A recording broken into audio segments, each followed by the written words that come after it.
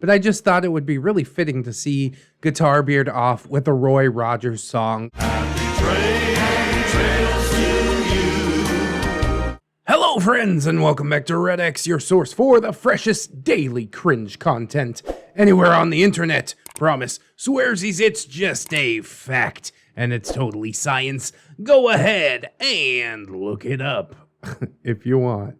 Today we're jumping at r/NeckbeardStories. Yes, indeed. It actually comes from my personal subreddit r/ReddXReads, but you probably knew that by now. It is that good old GuitarBeard saga, and unfortunately, the last entry in the GuitarBeard saga, which really is just a tragic thing, but all good things must end, as they say. I definitely hope that GuitarBeard and Harry Potter and even that SFB fellow gets the bad thing that's coming to them, and OP and Chastity get the great things that are surely coming to them. We were promised that all of this would happen in this episode, so I'm quite looking forward to it. Let's just get some plugs and disclaimers out of the way, and then we will dive into the finale of this GuitarBeard saga and a little bit of that old neckbeard cringe.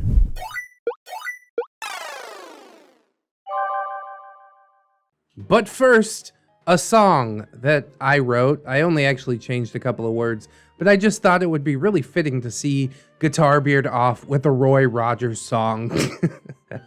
So this is not saying happy trails to GuitarBeard. I mean, I'm glad he's on the trail, going away, wherever the hell away is, but I just wanted to wish happy trails to OP. So let's do a song, because that seems to be the fitting thing to do for finale sagas these days. I don't know if I could do it for everyone, but this one was easy enough. Boom, boom, boom, boom, boom, boom, boom, boom, boom, boom. Happy trails to you until we meet again. Happy trails to you. Keep cringing until then. Who cares about the beards when we're together? Just read a tale and laugh at a beardy heifer. Happy trails to you till we meet again. And we might. Some tales are happy ones, others are blue. It's the way you read the tale that counts. Here's a happy one for you. Happy trails to you until we meet again. Happy trails to you. Keep cringing until then. Who cares about the beards when we're together? Just read a tale and laugh at a beardy heifer. Happy trails to you till we meet again.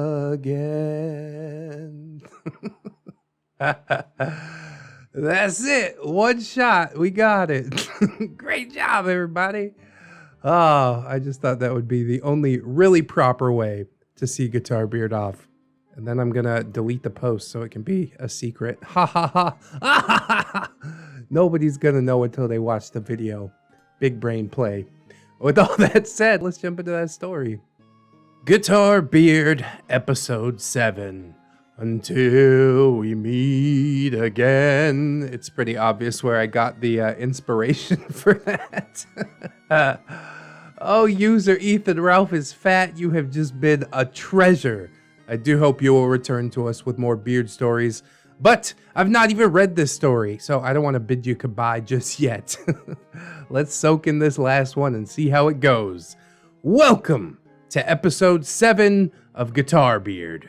We are winding down my time with GuitarBeard, and we'll be visiting every person that we have met along the way. We'll call this the Karma Arc, named for the outcomes of this story.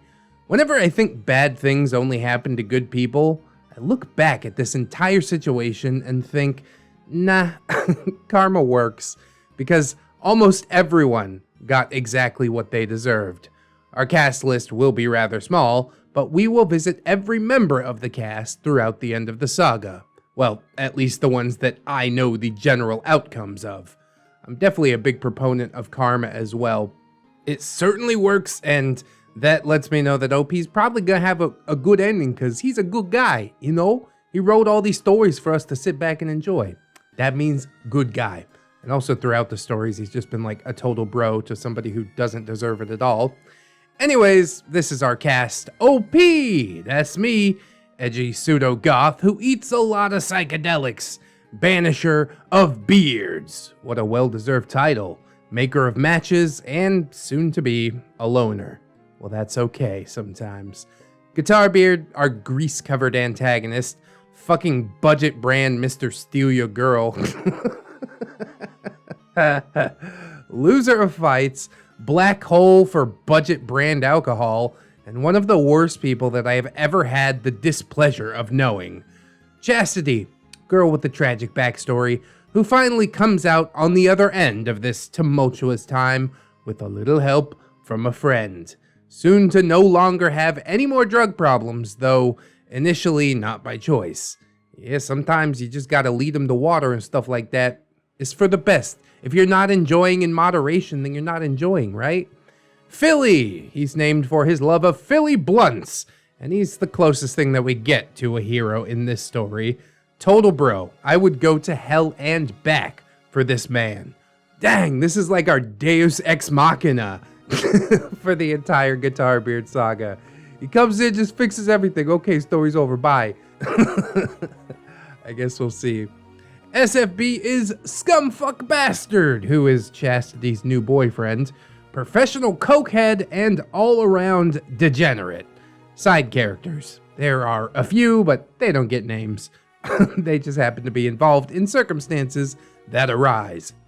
So, when we last left off, GuitarBeard had been given a restraining order against Chastity thanks to his petty vandalism and unlawful entry into Chastity's apartment through a window that he broke.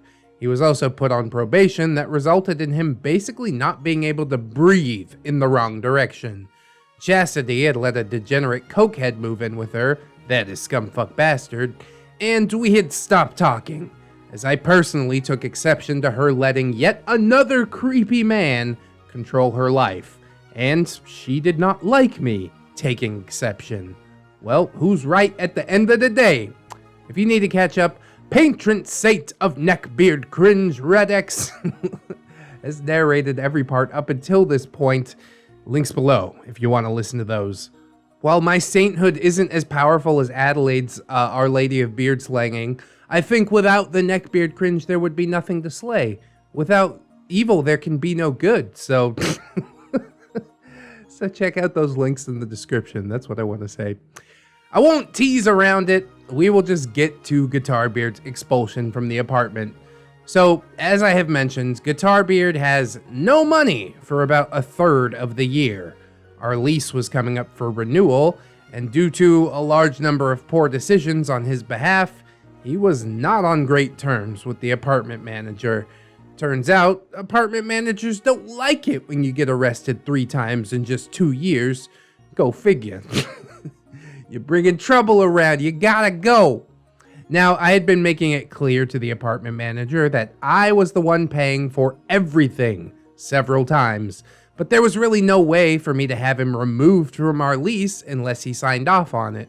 So with him having no money, I basically had 2 options. I could just not pay the rent, and we would get evicted, and then I'd have to redo the whole application process again, and this would result in my rent going up by about $100, as the people who lived there before the rates started going up didn't get their rent jacked up, or I could somehow try and convince GuitarBeard to sign off on his own leaving. There was no way in hell that I was paying more for the same apartment, and so my path was clear. I mean, what are you gonna do? You gotta, like, twist his arm or something. If sticking a tube up his butt and blasting water in his ass didn't work, and making him put his own fingers in his butt didn't work, then I don't know what you have left to do to this to this dude, OP. OP. GuitarBeard, do you have any of the money you owe me from this year or last year? GuitarBeard. No, I'm still looking for a job. But don't worry, I'm totally gonna pay you back. OP. Yeah, I actually don't care about that. Sign off the lease and we'll call it square. You don't owe me a dime, you just have to get the hell out of here. GuitarBeard. What? This was my apartment first. I let you move in. Why would I ever sign off my own lease for you? OP.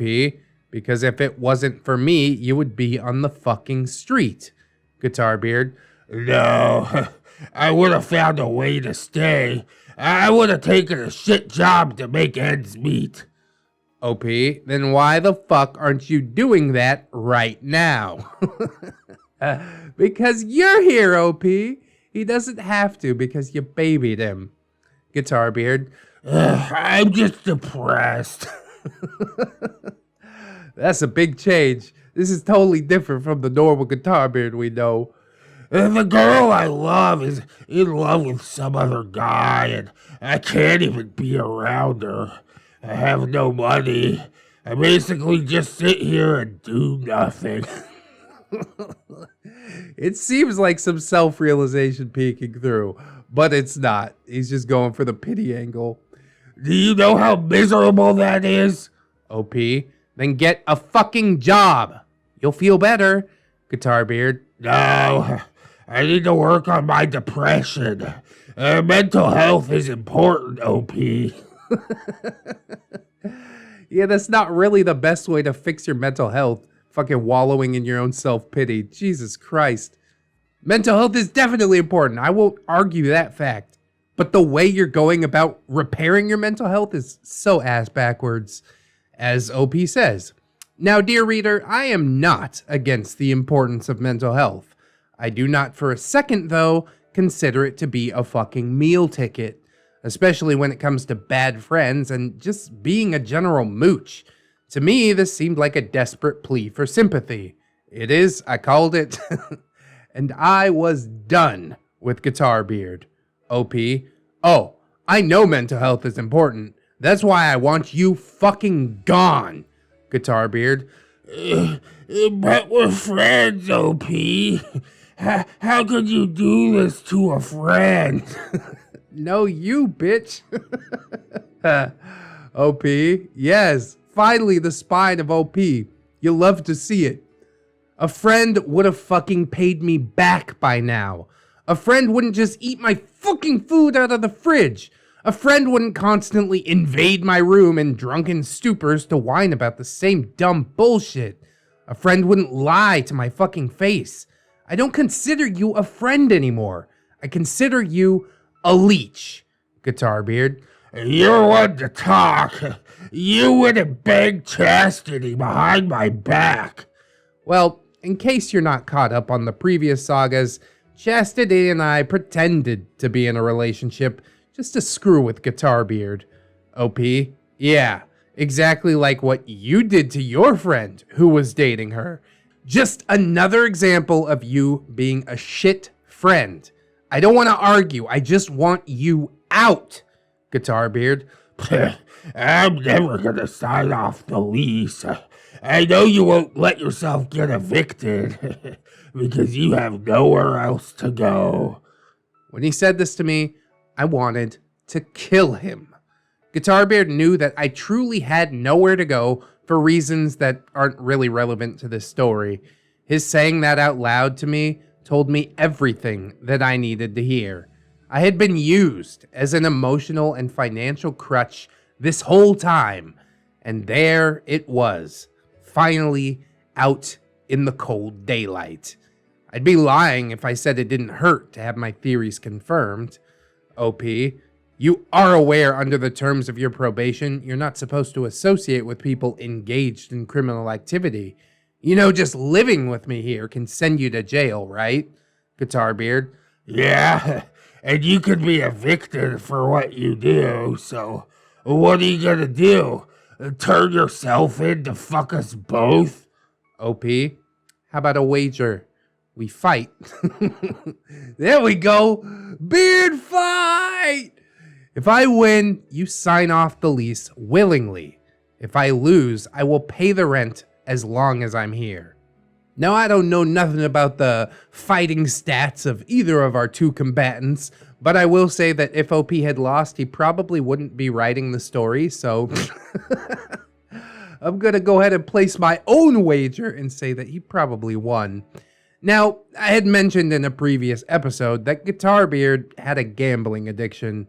He also fancied himself a fighter, as most neckbeards do, despite being terrible fighters with no stamina. The thing that he didn't realize was that this was a losing game no matter what happened. If he won, I could just sign off the lease and apply for a new apartment. If I won, I got to keep my apartment. Poor GuitarBeard's pickled brain, though, didn't process any of this. GuitarBeard, You're gonna fight me? I have 6 inches on you, and I outweigh you. I would destroy you. OP, you're right. So, accept. GuitarBeard, Just don't cry about it when I break your fucking nose. yeah, that's what's gonna happen. Totally. I do like OP's sneaky wording as well. I'll pay the rent for as long as I'm here. And if he loses, he's not gonna be there for very long. Just apply to a new apartment. It's genius. I mean, I probably would have just gone and applied to a new apartment without the whole fighting thing, but I'm not much of a fighter myself, despite being 6 foot and fucking gigantic. So I shook GuitarBeard's greasy hand and explained that we would go to a nearby bike path that led into the forest. I knew a little clearing out there where I liked to go and vibe when I was tripping and needed a place away from people and closer to nature. It was my own little peaceful oasis, soon to be a place of, less than peace. Physical combat, psychological warfare, it's all here. Now, here's where I need to explain my upbringing a little bit. GuitarBeard was right. He had a decent height and weight advantage. I was always a short, scrawny femboy, and growing up in the inner city, that usually resulted in me getting bullied and beat up. My uncles, who saw this as an affront to their familial masculinity, took it upon themselves to beat the ever-living shit out of me until I finally learned to fight back. Yeah, that's probably not the way to go about it, but okay. When I finally learned to stop flinching like a girl, they forced me to start wrestling. My uncle was the wrestling coach at another school and would drag me to practices and basically let me get my ass beat by bigger and older boys. When I finally learned how to wrestle, my other uncle took me to learn judo and boxing. Now, this isn't some weird flex. I'm not a tough or violent person. I'm not some fucking superstar fighter who can take on the world. I don't fight unless I have to. I just wanted to set the scene for you. We all know how GuitarBeard fights, and knowing that, maybe you can see where I'm going with all this. I mean, I don't see this as like a flex in any way, OP. If you're saying, I went to the other school and fought the bigger and older boys and I'd pin them every time, then, you know, you're getting a big head about it and shit. But essentially, you're just telling what happened, which I ain't got no problem with. And while I will say that I don't know about I don't fight unless I have to being true, since you could have totally avoided this fight, I will say it's a long time coming. GuitarBeard should have his ass thoroughly beaten, and I hope that's what happens. So we walked to the bike path, and as we neared the passage to my little spot, GuitarBeard piped up. GuitarBeard, Are you sure you want to do this, OP? You're my friend, and I don't want to hurt you. OP, yes. If this is what it takes to get you out, then this is what I'm doing. GuitarBeard, I'll let you back out now, and you only have to pay the next 6 months. How's that sound? OP, that sounds like a really, really bad deal. Yeah, basically just admitting that you lost. Never gonna happen. GuitarBeard, Are you really gonna be this unreasonable? How will we even know who wins? OP, we keep going until one of us can't fight anymore or concedes. Yeah, this Fight Club rules, you know? If a fighter taps out, goes limp, don't talk about Fight Club. The rest of the walk was mostly silent. I was done bantering. I was done hoping for a better GuitarBeard. I was done with all of it. I didn't want to deal with him anymore. I just wanted to get this stupid fight over with and then make my next logical move. We got to the clearing, and I instructed GuitarBeard to stand at the other end. OP, just so we're clear, if I win, you are going to sign off the lease, correct? GuitarBeard. Yeah, but that's never gonna happen. OP. Okay then. Ready when you are. I hope he just runs across the whole clearing and fucking jump kicks him in the chest. It's over in like 2 seconds. But it was explosive. And with that, GuitarBeard started closing the distance, as did I. I had a very loose boxing stance up, and GuitarBeard was doing something. I really don't know how to explain the weird boxing stance that he seemed to be playing at. It was just all wrong. Switching where his arms were rapidly, like he was parrying imaginary punches. When we finally got into striking distance, I did my best to stay outside of his reach. He was heavier than me, and that meant that one good punch could probably put me down. He got off a couple of hits to the side of my head, which were weaker than expected, but still kinda hurt. I threw a couple of jabs at his body when I could, but I wasn't there to beat him down. I was waiting for something. Endurance, that's right. It's like the biggest part of a fight.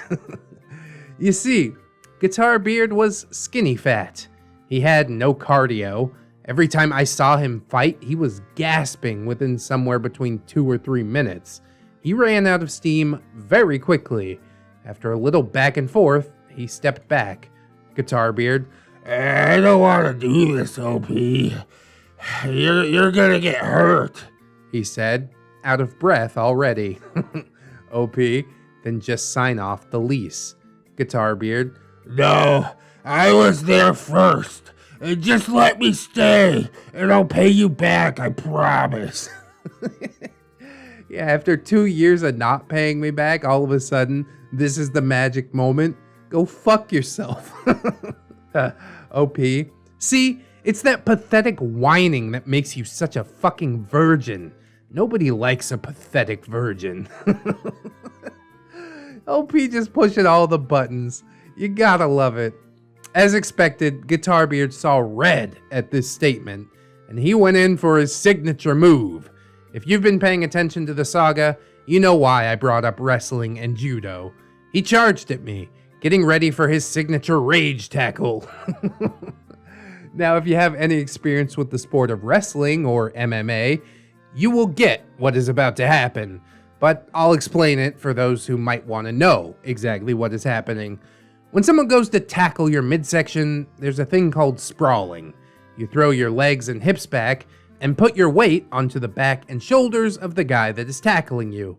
This not only stops the charge, but now gives you access to a wide plethora of options. A plethora. Those years of wrestling practice took over, and I brought my inner elbow across his face and began forcing it away from my body. If you've never been on the receiving end of this, I will tell you that it is unpleasant. To say the very least. Imagine someone wrenching their elbow into your face. You can imagine that, can't you? Unpleasant doesn't begin to describe it. You basically have no choice but to try and disengage, which GuitarBeard did. He turned away from me, and I grabbed around his waist from behind. There was a decent amount of struggling on his behalf, his sweat now mixing with his thin film of grease. Ugh. Making him very gross to be this close to. Oh, God. The things we do to truly try and bring the hurt to neckbeards. Sometimes I gotta question if it's worth it, man. For a moment, in my adrenaline-fueled state, I thought I might gag at the smell.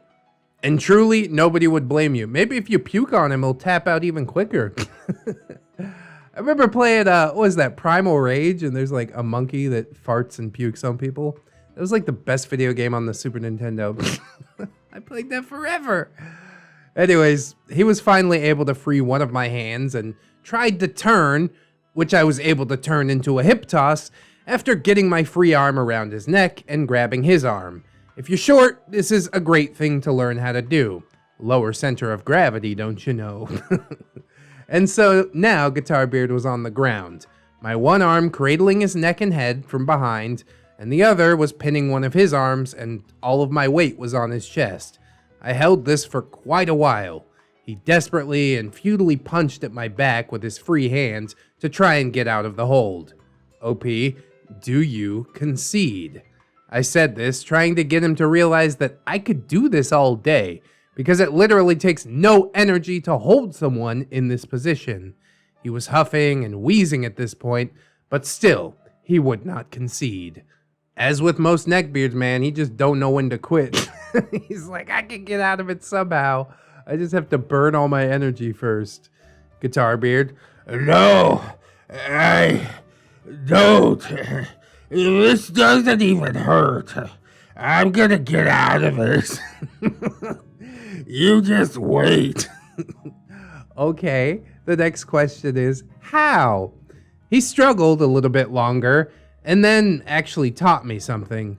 See, there is a fatal flaw in the position that I was in against a taller person, and that is that they can drive their knee into the back of your head with a decent amount of force. Oh, Jesus. It only took about 2 knees to the back of the head for me to realize that I had to actually hurt GuitarBeard. Yeah, he's trying to hurt you. So I took my arm from around his neck and grabbed his already restrained arm with both hands. I then moved into a squatting position, where I slammed my knee against his head and then placed the restrained arm between my legs while putting one leg over his chest and one over his neck, and laid back. I think this is called an arm bar, if I'm correct. Like I said, I ain't no MMA guy. OP, last chance, GuitarBeard. Concede. GuitarBeard, No, stand up and fight like a warrior. Yeah, you just want that reach advantage, don't you? Not gonna happen. You stop it with this girly shit. This girly shit is giving you the what for? With that, I twisted his arm into the correct position and thrust my hips up while pulling his arm. The scream of that man at just the slight amount of joint pressure still keeps me warm on cold nights. He began squirming and pleading. GuitarBeard, Let go! You're gonna break my arm! Stop it!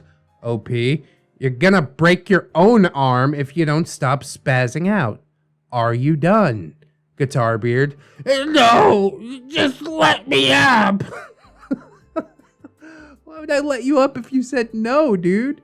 At this point, he really was just tweaking his own arm. And in this situation, it is dangerous to keep applying pressure to the joint. So I used a pretty dirty move. I took my leg off of his neck and began driving the heel of my boot into the side of his face. Then after a couple of good knocks, I reestablished my position and pushed harder into the armbar. God, dude. He's just so outclassed. How did he not know that OP knew any of this shit? I guess it all happened when OP was younger, but god damn. Within the first 30 seconds, you probably should have realized that you're totally outmatched and be like, okay, I'll sign off on the lease. I don't want to get my ass kicked today. GuitarBeard, OP, this isn't funny.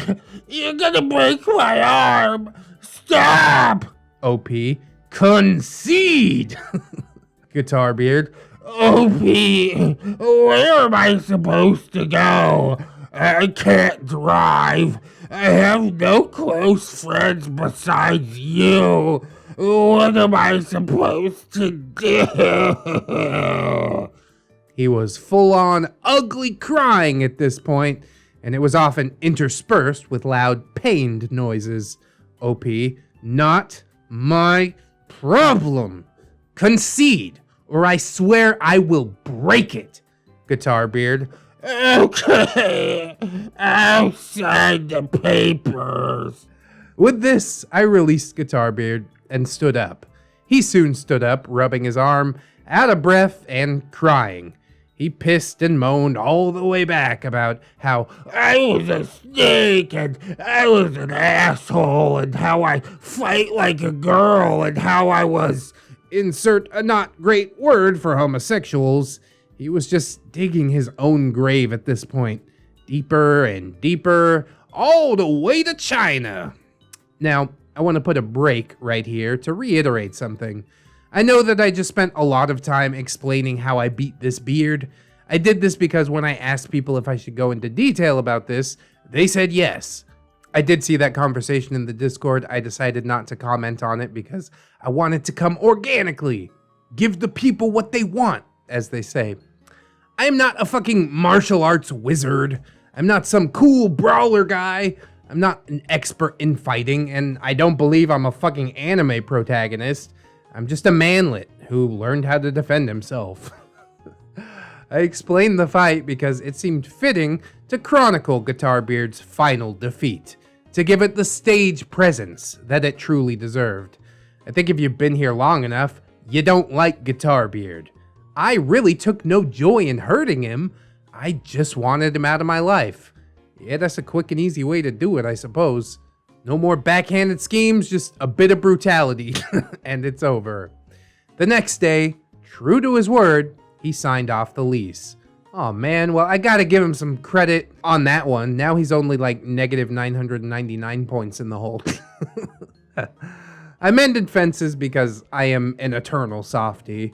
We parted on mostly amicable terms. His parents were definitely very understanding of the situation. He ended up moving into a weird rent-a-room situation. You know, where you like rent a room in a house. You know what I mean? Though that would eventually change. More on that in the epilogue.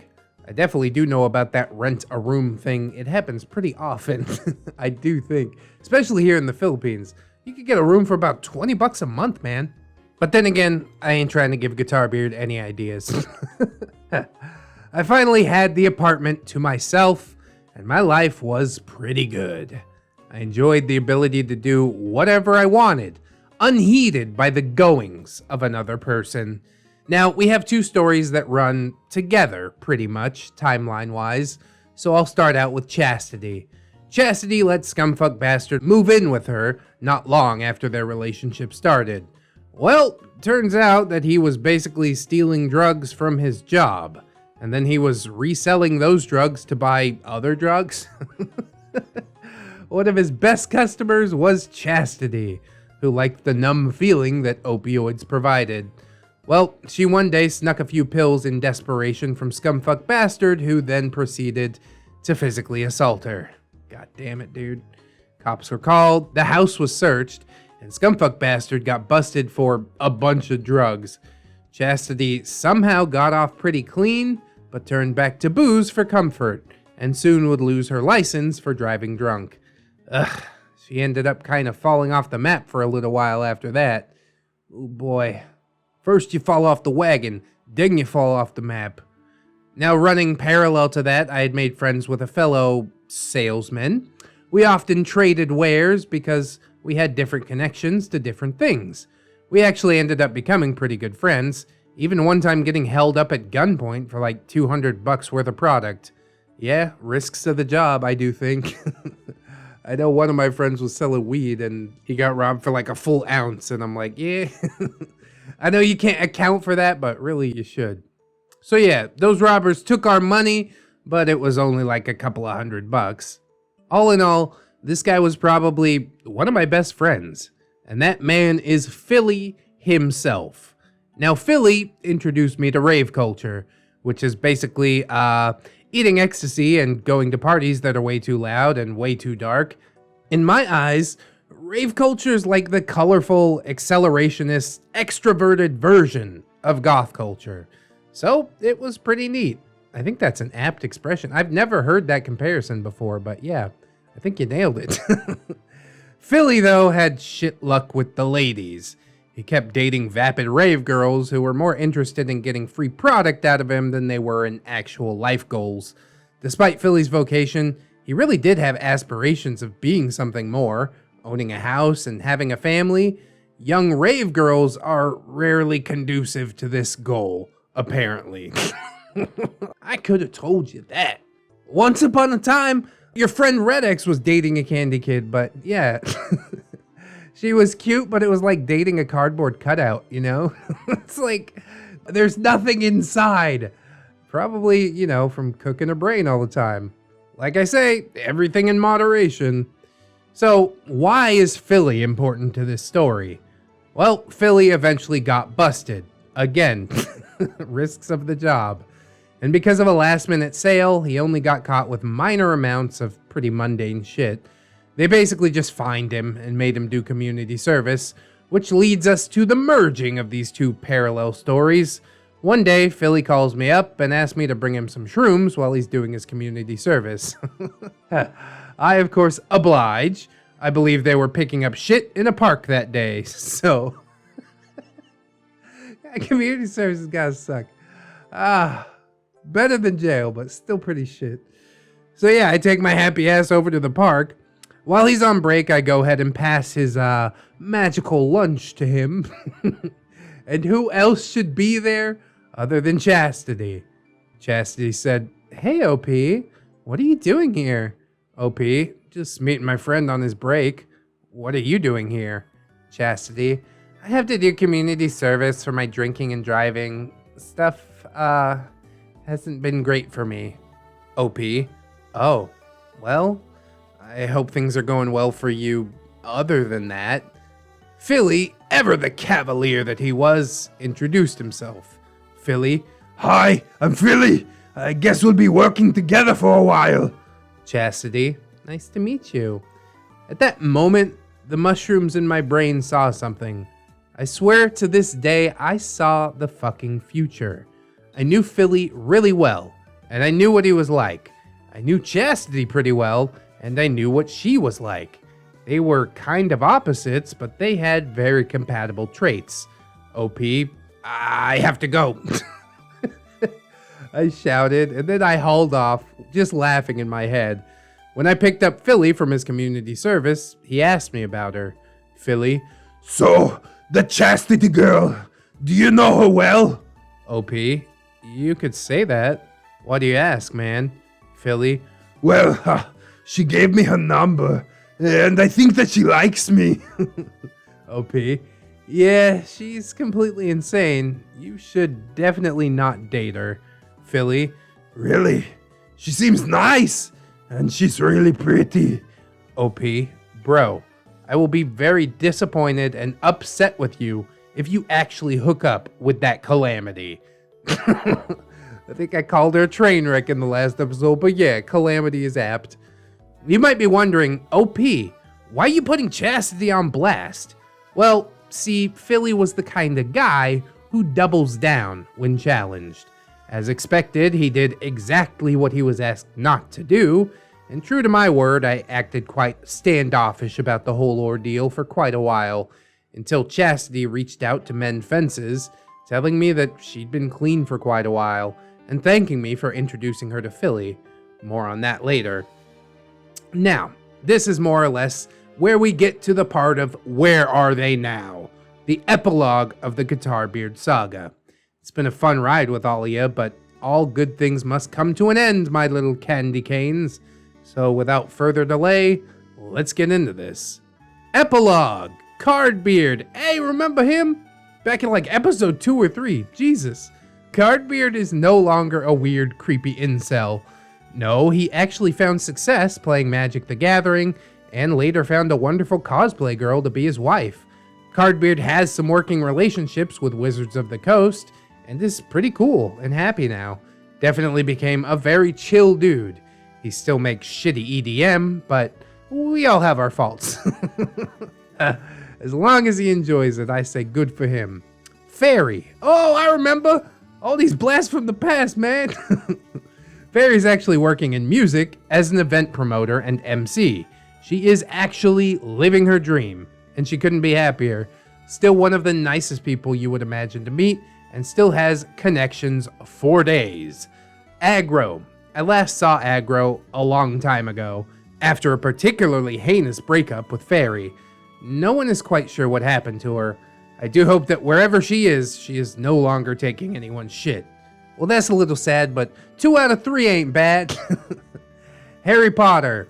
This one is kinda sad. Oh God. Harry Potter had a rare form of cancer in his brain. Jesus, dude.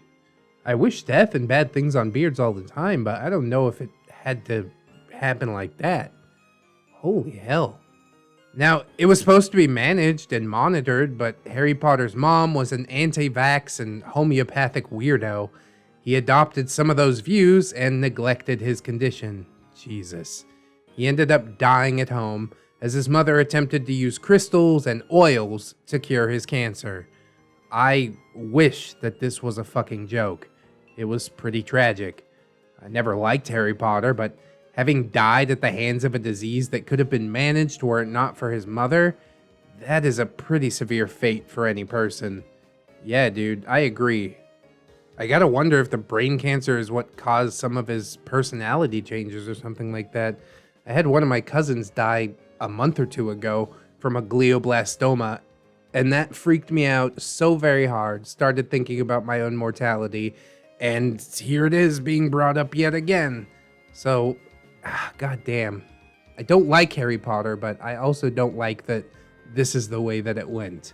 Couldn't he have just gotten his ass kicked or ended up in jail or something? God damn, dude. Scumfuck bastard is still in jail for assault with a deadly weapon and an assload of drug charges.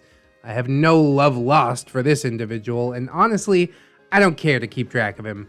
No one does. May he rot forever. Amen. That seems like a good one. Quite justified. Annie, literal baby factory. Who has successfully passed on the chaos gene to all of her offspring. Happily married, successful, and living her best life. Shaves her husband's head whenever he steps on her shit line. Jesus Christ.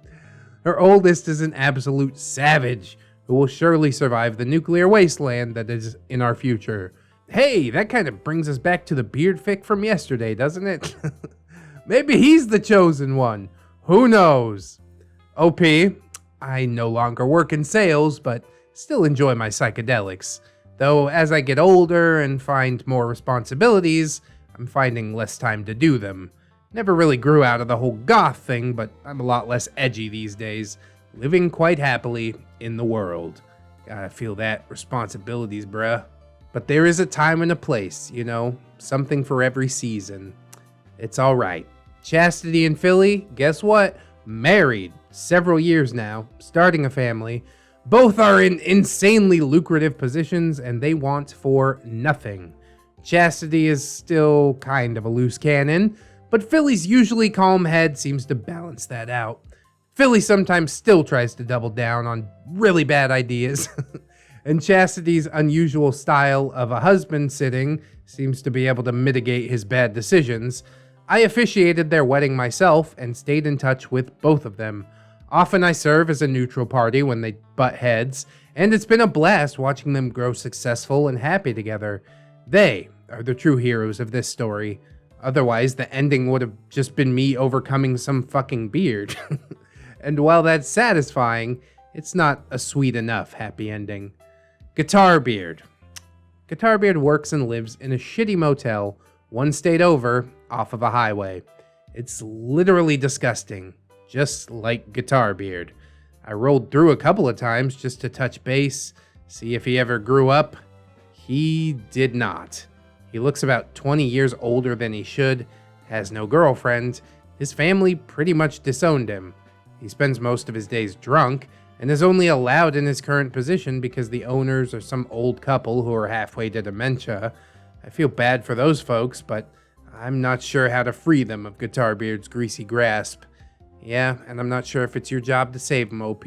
Can't save them all. Look out for number one. You already did quite a lot where GuitarBeard is concerned. And that, my friends, is the end of the GuitarBeard saga. Aww. It has been wild reliving all of this, and just the interaction that I've gotten to have with so many people has been awesome. I still have more stories of leg beards and beards, but none of them quite hit the highs that this saga has. There's the gaslight person that I mentioned in episode 2 who, well, is a fucking degenerate that did some terrible things to me.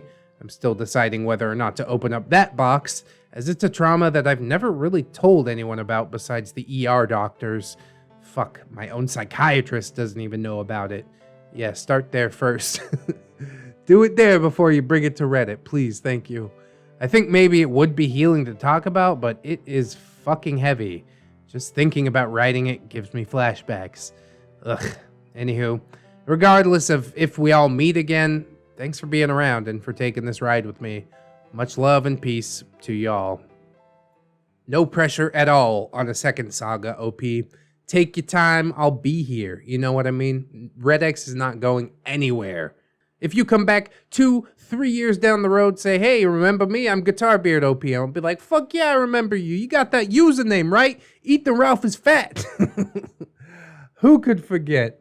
Honestly, I am really satisfied with the way that things worked out. Harry Potter at the end of things, while it is sad, I have to ask myself the brutal question and say, you know, did the world really lose that much by losing Harry Potter? It seems like everybody that was a good person got what they deserved. I definitely hope that OP is wanting for nothing as well. And while I do hope that things might turn around for GuitarBeard somehow, some way, I just don't see it happening, man. He's been in the hole for far too long, and I think the biggest punishment that he can have is just having to exist, having to keep on being GuitarBeard for the rest of his miserable life. Kinda sad, but like I say often, you really can't save him all. He has some sympathy from me, but at the end of the day, he would most definitely use that sympathy to try and, you know, get one over on me, so maybe it's not deserved sympathy. He's alone, he did it to himself, and he probably blames everybody else for it, but that's fine. He's got a lot of soul searching to do. I definitely love this saga, OP. You're just a super awesome person. We talk often in the Discord, and I don't tell you how awesome you are, but I'll say it here on the platform for everybody. I love this boy. We bounce ideas off each other, we have good little chit-chats in the Discord, and yeah, he's turning into like a solid community member, solid bro. And I love when that happens. You get to really pull OPs into the fold. So thank you for putting yourself out there. Thank you for sharing your story. When you're ready, I'll be here if you're ready to share another one. And with that said, friends, I hope that you guys enjoyed the saga as well. I hope you'll like, comment, and or subscribe. It's super important. Maybe share the video around if you should like. That is the MVP move. We got a lot of links down in the description. My Teespring, what? If you're trying to rock the merch. We've also got my Amazon affiliate link. If you're trying to buy something from Amazon, I can get kicked back a little bit of cash if you buy it through that link. That's nice. We've got mine and my wife's channel, Mr. and Mrs. ReddX. Sometimes we're doing vlogs over there. That's nice. My personal subreddit, of course, r/ReddX Reads. Playlists, if you're looking for a different flavor from the channel. It just goes on and on. All kinds of stuff to click down there, including my social medias. Hey, can't forget that. Twitter, Discord, Facebook. I'm doing it all. Yup. We've also got my Patreon and my gorgeous, wonderful, beautiful, generous patrons. Oh my goodness. I would like to thank them all very quickly, as I do. So thank you very much. Robert Waits, Bambo, Waggy Pants, River, TSM Kirby, USMC, Aaron W, Twisted Child, Delicious Jelly Donut, Cinema Susie, Fatboy Shrimp, Fire Drake, Gigabot, Latin, Libison, Mr. Anime Manga Fan, Silo Revolver, Zero MX, Magdalene Marshall, Thornrose, Captain Clown Jerry, that's another Jerry! Cherries Kitsune, Little Lodewolf, Vanilla Mel, Rouse Dower, Satori, Anunnaki, Asian Persuasion Station, Bitch Gremlin, Commander A, Tank, Dinosaur Nightlight, Disposable Waifu, Aaron Lennox, Fisher Diggy, Gypsy, Hadrian BR, Heathcliff, A Pimp MJ Chris, JM Coon, Jerry, the original Jerry, John Hero, Simbufa, cause if you boof it is free, Miss Monday, Lexi Loves Jojo, Lord Lionel, Lori Ellis, Marbo Jerry, tastes great, less filling, Jackets Rule, Melgar the Destroyer, Murphle Baker, Mr. Jerry, yet another Jerry, my boy Natwin Nick, Natari, Lady Nix, Orgamy Steve, Phantom of the Pines, Katie Kids Elizabeth, Sidestep, Puggy, Rosemary Miller, Cider Drinker, Serrated Ass Staples, Yeet, Synaptic Boomstick, Brilliant Tamago, Tapioca Boogaloo, Tato Fair, Tadita Police, Dead Jugga Bug, The One True Fusky, Treeberg, Wilmax, yet another different Jerry! How is this happening? Zero Blacktail, Kira M, Kitsykin, Redwin, Goose Hawk, Nagaviper, Saints Blessing, John Endors, Anoma Joe, Amara, A-Roxers, Banished Knights, Barbushkas, Radiated Jam, Cake Jerry! The original different Jerry! California Keto Girl, Chris Meska, Cinnamon Bunny Dog, Define, Ghost of Alpha, KJW, Kajow, Crafty Kitty Cat, Life of Guardian, Little Ann Woods, Mark 211, maybe next time, Milkfed Gimp, Miss Duchess, Organic Cam, Princess Rosalie, Ghosty, Ryga, Raptor, Spoonie the Rogue, Steampunk Ellie, The Last Shinobi, The Necrobomicon, and Token Black Kid. God damn, there's just so many Jerrys. What am I gonna do? How can I possibly hold all these Jerrys? You guys, just killing it for me. I absolutely love every last one of my gorgeous patrons and viewers, and really anybody that interacts with the channels. You guys have made my dreams come true, and no cap at all. I don't know what my life would be without you, so thank you, thank you, thank you. I do hope some other people will consider signing up on the Patreon, but if you can't do it right now, don't sweat it too hard, friends. I just appreciate you coming on through, hanging out with me, and I hope you'll come on back and hang out with me again tomorrow. In order to do so, you'll need to keep yourself safe out there, wash your hands, but also take some time out and do something that you personally enjoy today. Maybe like watching some more ReddX videos. Maybe. Always remember, friends, that you are loved, you are worthy, and you definitely deserve it. I shall see you in the next one. And until then, friends, bye-bye.